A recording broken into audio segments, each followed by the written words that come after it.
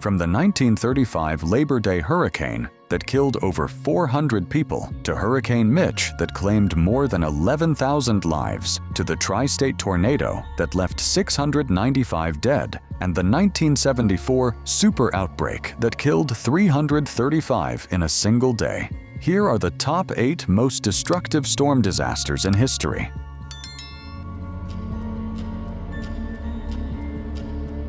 Hundreds of World War I veterans were camped on low-lying islands directly in the path of the most intense hurricane ever to strike the United States. The evacuation train arrived too late. Florida Keys, USA, September 2, 1935. Labor Day evening. Veterans resting in their camps, families enjoying the holiday weekend. A storm that looked small and unimpressive days earlier exploded into a Category 5 with winds of 185 miles per hour. Meteorologists could not accurately track it. By the time its true position was confirmed, it was already too late. An evacuation train was ordered at 2 p.m. It did not leave Miami until 4:25 p.m. Delayed by an open drawbridge, debris on the tracks, and near-zero visibility. When it finally reached the veterans' camps, a 17 to 20-foot wall of water swept 11 train cars completely off the tracks. Every structure between Tavernier and Marathon gone. The land scraped bare down to coral. The famous overseas railway torn from its foundations and hurled into the water. The storm was dangerously compact, packing everything into a tight, deadly core. The veterans sat in flimsy wooden camps just feet above sea level, with no way to evacuate themselves. Orders came too late. Transportation never made it in time. Over 400 people killed officially. Estimates climbed towards 600.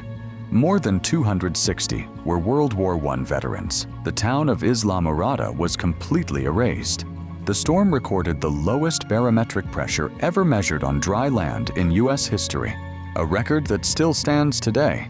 The government called it an act of God. The survivors knew better.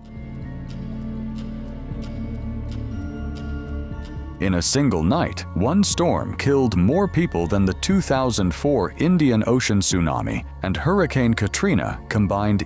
East Pakistan, present-day Bangladesh, November 13, 1970. Late at night, millions of people in low-lying coastal villages with no idea what was coming. A massive cyclone built in the Bay of Bengal for days.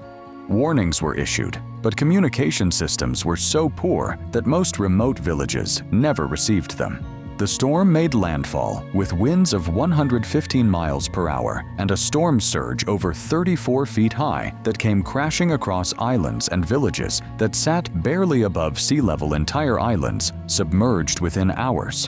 Villages gone from the map. A black wall of debris moving faster than anyone could run in complete darkness. Millions of people on low-lying river delta islands with almost no elevation. No early warning infrastructure. No evacuation routes, no shelters. The storm struck at night while everyone slept. Over 500,000 people killed in a single night. Some estimates place the true toll closer to 1 million. In some regions, over 85% of the entire population wiped out. The disaster fueled the political upheaval that led directly to the creation of the nation of Bangladesh in 1971. A natural disaster did not just kill 500,000 people, it changed the map of an entire region. It never needed to strike fast, it just needed to stay. And it did, for days, until entire nations were buried. Honduras, Nicaragua, Guatemala, and El Salvador. Late October 1998, rain began falling and simply never stopped. Hurricane Mitch strengthened to Category 5 with winds near 180 miles per hour, then slowed to almost a complete stop near the coast. Instead of moving, it hovered, pulling moisture from the warm Caribbean and dumping it over the same ground again and again for days. Rivers surged, hillsides absorbed rain until they could hold no more. Then the ground began to collapse. Entire hillsides sliding into villages, rivers tearing through communities, roads and bridges swept away, mud burying everything. a storm that sat and drowned an entire region over the course of a week. Unusually warm Caribbean waters fed the storm endlessly. Weak steering winds left it stalled over the same mountains and valleys. Deforestation had stripped tree roots from the hillsides. When the ground became saturated, it gave way completely. Near the Casita volcano in Nicaragua, one single landslide buried entire villages in seconds. More than 11,000 people killed. Thousands more never found. Millions displaced across 4 countries. Honduras was set back decades in development. The president described Mitch as the worst disaster in 200 years of the country's history. Mitch did not need extreme winds. It only needed time and water. They survived the wind. Then the water came, and nobody had warned them what that meant. Tacloban City, Eastern Visayas, Philippines, November 8, 2013, 4:40 in the morning. Most people were asleep. Typhoon Haiyan made landfall as one of the strongest tropical cyclones ever recorded, with winds of 195 miles per hour. But the wind was not the killer. A storm surge up to 20 feet high came crashing inland. It was not a wave. It was the ocean itself rising and moving across entire cities in minutes. Entire coastal neighborhoods in Tacloban gone. Ships thrown onto land. Cars stacked on each other. Streets buried under debris before sunrise. Exceptionally warm Pacific waters fueled extreme intensity. But what made it so deadly was a misunderstanding. Storm surge warnings were issued. Most people did not know what a storm surge meant. They thought it meant ordinary flooding. They stayed home. The walls were gone in seconds. Over 6,300 killed, 14 million affected, 4.1 million displaced, over 1 million homes destroyed. Survivors described it as a tsunami, but faster and with no warning at all. People did not die because warnings were not issued. They died because they did not understand what the warnings meant. It stayed on the ground for 3.5 hours. It crossed 3 states. Nothing like it has ever been seen. Missouri, Illinois, and Indiana, USA. March 18, 1925. Just after 1 o'clock in the afternoon, a warm, humid day with no real warning of what was coming. A funnel cloud touched down near Ellington, Missouri, and never stopped.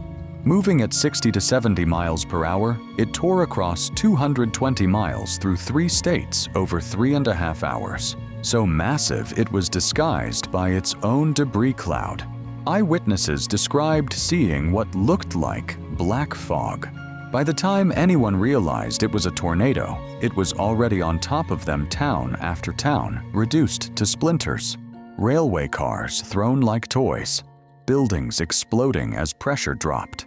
Photographs of the aftermath compared to Hiroshima after the atomic bomb. Warm, unseasonably humid air collided with the right atmospheric conditions to produce an F5 tornado, with winds estimated well over 300 miles per hour, 695 people killed, over 2,000 injured, 15,000 homeless.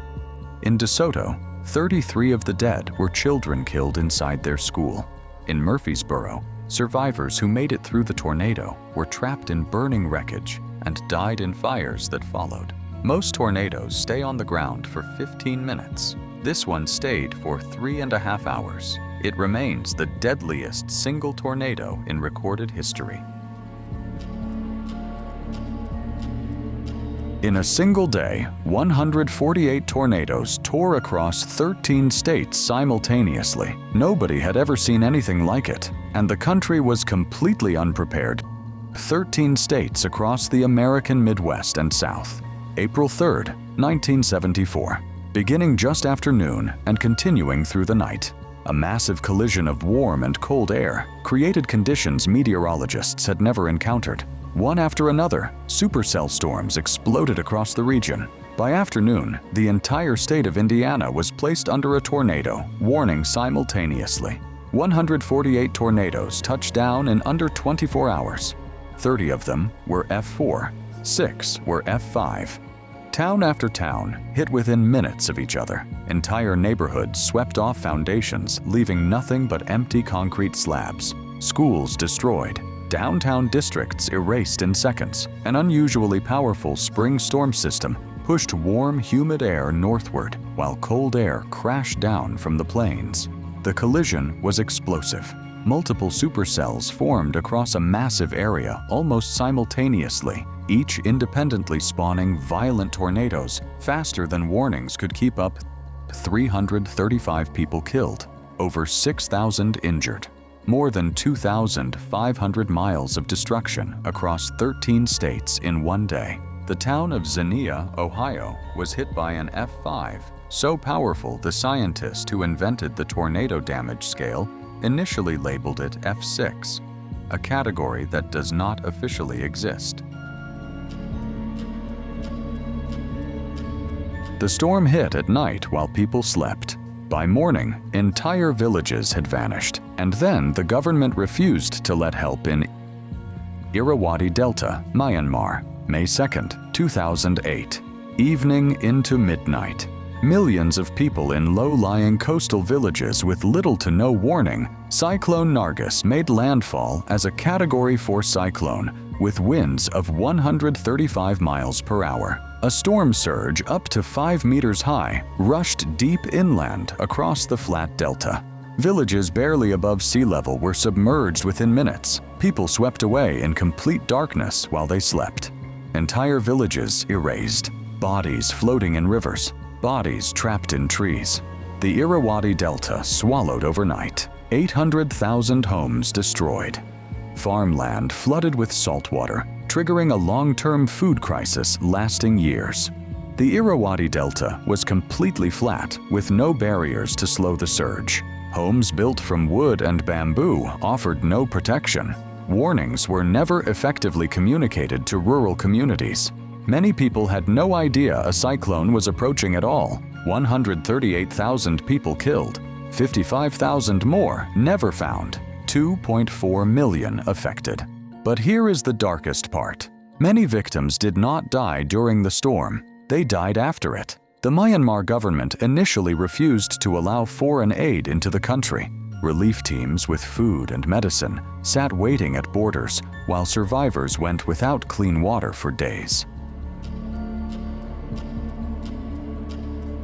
A wall of water 20 feet high hit a sleeping coastline at midnight. In some villages, not a single person survived to tell what happened. Southeastern coast of Bangladesh, April 29, 1991. Late evening into midnight. Chittagong, Cox's Bazar, and the offshore islands. Millions of people asleep in low-lying coastal areas. A Category 5 cyclone slammed into the coast with winds of 155 miles per hour. A storm surge up to 26 feet high came crashing inland across one of the most densely populated coastlines on Earth. The flat land offered no resistance. Entire coastal villages were underwater within minutes. Coastal villages completely erased. Bodies floating in floodwater. Bodies buried under collapsed homes. In some areas, rescuers arrived and found no survivors at all. Bangladesh sits on a funnel-shaped coastline that amplifies storm surges,